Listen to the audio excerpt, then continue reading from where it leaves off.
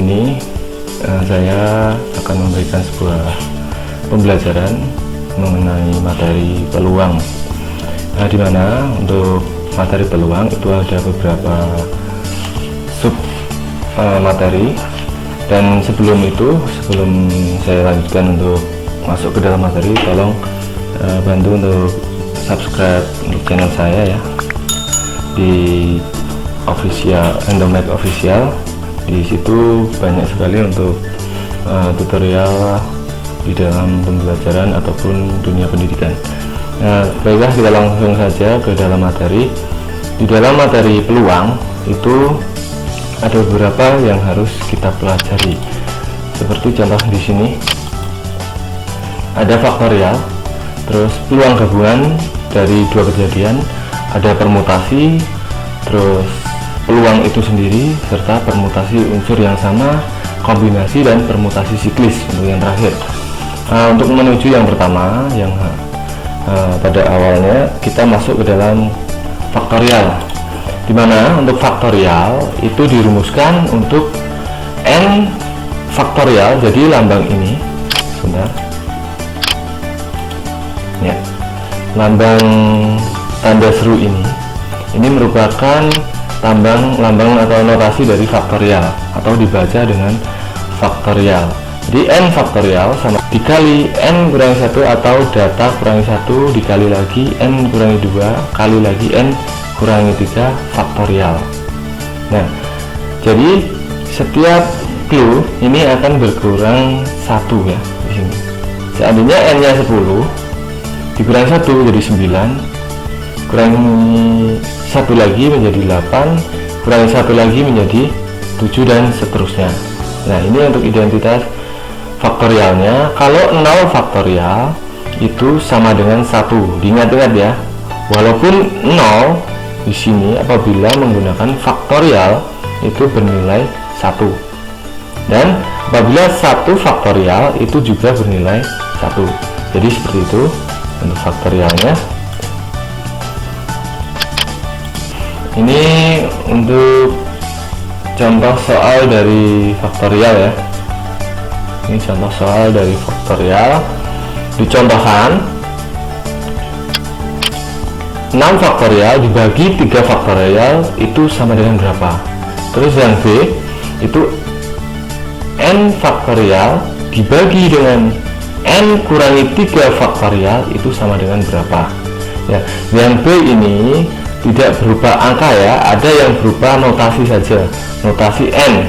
Jadi n ini berapa? Nah, ini seperti ini. Nah, untuk langkah penyelesaiannya, yang pertama kita lihat di A. 6 faktorial dibagi 3 faktorial itu sama dengan, nah, dari 6 kali 5 kali 4 kali 3 kali 2 kali 1 dan seterusnya. Nah, kenapa di sini hanya sampai 3 faktorial? Karena apa? 3 faktorial ini supaya untuk mempermudah pembaginya, karena pembaginya hanya sampai 3 faktorial. Jadi 6 kali 5 kali 4 kali 3 faktorial dibagi 3 faktorial. Jadi di sini kita hilangkan untuk 3 faktorialnya atau sebagai pembaginya. Nah, seandainya Pak, di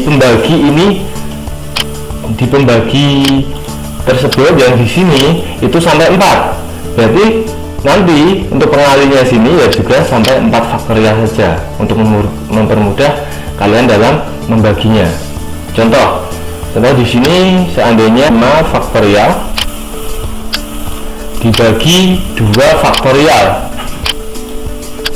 bagi 2 faktorial.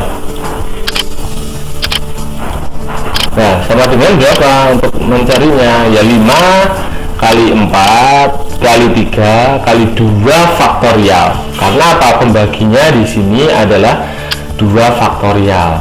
Nah, jadi seperti itu supaya untuk mempermudah kalian dalam membaginya. Nah, setelah ini kita lanjutkan ke dalam contoh soalnya. Jadi tinggal 5 kali 4 kali 6 kali 5 kali 4. Ya, tinggal kalikan saja. 6 kali 5 mendapatkan 30, kali 4 mendapatkan 120. Jadi hasil 6 faktorial dibagi 3 faktorial itu adalah 120. Nah, ini apabila berupa angka. Nah, selanjutnya kita lihat di penyelesaian yang B. Yang B di sini di soal itu adalah n faktorial dibagi dengan n-3 faktorial. Nah, langkah pertama kita lihat untuk n-nya. Nah, n ini nanti kita rubah supaya bisa untuk membagi dari penyebut ini, sehingga untuk n faktorial ini berubah menjadi n kali n-1 kali lagi n-2 kali lagi n-3, karena pembaginya sampai n-3 berarti kita tulis saja sampai n-3. Seandainya n-4 ya kita tulis sampai dengan masih ditambah satu lagi kali n-4, n-5 tambah lagi n-5 apabila pembaginya sampai n-5. Jadi seperti itu. Nah, kenapa diubah menjadi seperti ini?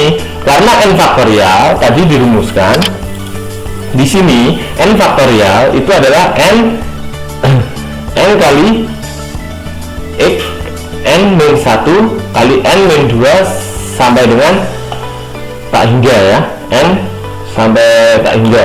Jadi itu. Jadi n faktorialnya kita rubah menjadi ini. Nah, setelah ini kita bagi. Untuk penyebutnya kita bagi ini, kita hilangkan. Jadi n-3 penyebutnya sudah hilang. Jadi tinggal n kali n-1 dikali lagi n-2. Nah, setelah ini kalian tinggal mengalihkan n ini kalikan dengan n mendapatkan n kuadrat. Terus n ini kalikan juga dengan min 1, berarti menjadi min n. Walaupun hanya n ini bernilai 1 ya, ingat ya, n ini walaupun tidak ada angkanya 1 di sini bernilai 1 atau menjadi min 1 ya. Setelah ini kalikan dengan n-2 ini.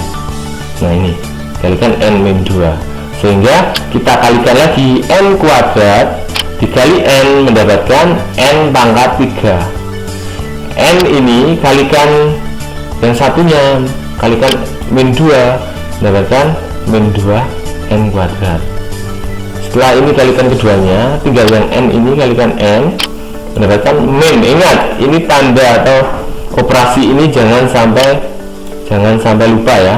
Min n kali n mendapatkan min n pangkat 2. Min n kali 2 min n kali min 2 mendapatkan min 2n.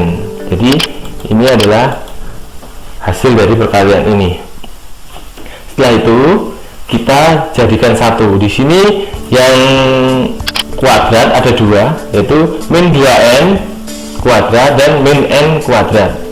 Sehingga untuk penyederhanaannya n pangkat 3 dikurangi negatif 2n kuadrat min 1n atau min n kuadrat kan menjadi min 3n kuadrat dikurangi 2n. Jadi ini adalah hasilnya ya, hasil dari atau penyelesaian dari n faktorial dibagi dengan n-3. Berarti hasilnya adalah ini.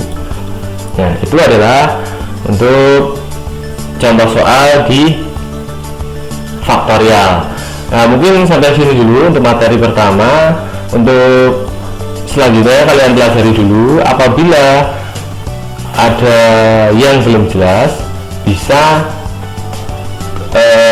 komen di kolom komentar ya. Dari saya cukup sekian dan tolong tetap jaga kesehatan. Assalamualaikum warahmatullahi wabarakatuh dan selamat belajar.